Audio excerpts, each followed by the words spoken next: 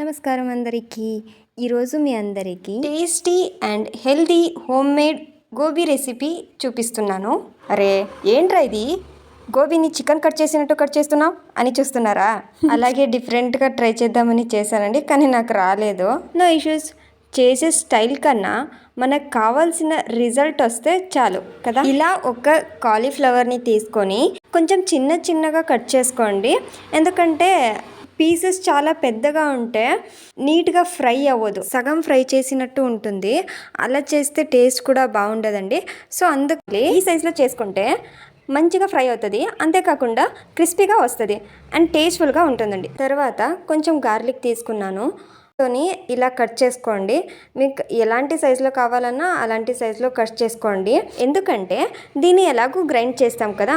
Cut చేసుకొని ఇలా ఒక జార్లో అన్నిటిని వేసుకోండి. తర్వాత 2 పెప్పర్ అండ్ కొంచెం కొరియండర్ అండ్ చిన్నగా కట్ చేసుకొని 2 జింజర్ పీసెస్ని వేసుకున్నాను. మీకు ఏమైనా కలర్ కావాలంటే 2 పీసెస్ బీట్రూట్ వేసుకోండి. Natural and healthy colour. దీన్ని గ్రైండ్ చేసుకోండి. ఇప్పుడు మీకు కావాల్సిన healthy and tasty home made gobi sauce ready అయ్యింది.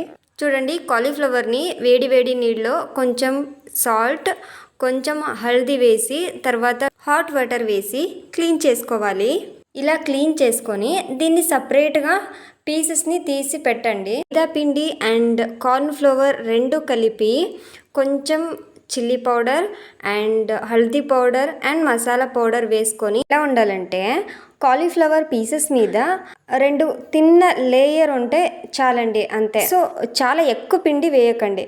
ఇలా కరెక్ట్గా సీజనింగ్ చేసుకుంటే ఇలా మంచిగా crispy and tasty dry gobi ready అవుతుంది. తర్వాత ప్యాన్లో 2 స్పూన్ ఆయిల్ వేసి జీరా, ఆనియన్ అండ్ గ్రైండ్ చేసుకున్న టొమాటో సాస్ వేసుకొని మంచిగా ఫ్రై చేసుకోవాలి దాన్ని. అండ్ కొంచెం జాగోరి వేసుకొని స్టిర్ చేసి కావాల్సినట్టు సాల్ట్ వేసుకొని డ్రై గోబీని మసాలాకి వేసి కొంచెం ఫ్రై చేయాలి. తర్వాత చిన్నగా కట్ చేసుకున్న ఆనియన్ని ఇలా గార్నిష్ చేసుకోవాలి. అండ్ కొరియండర్ లీవ్స్ని ఇలా గార్నిషింగ్ చేసుకుంటే వేడి గోబీ తినడానికి రెడీ. నేను దీనికి చీజ్ని యాడ్ చేసిన ఒక స్లైస్ చీజ్ తీసుకొని ఇలా రెడీ అయిన గోబీ మీద చీజ్ స్లైస్ని వేయాలి.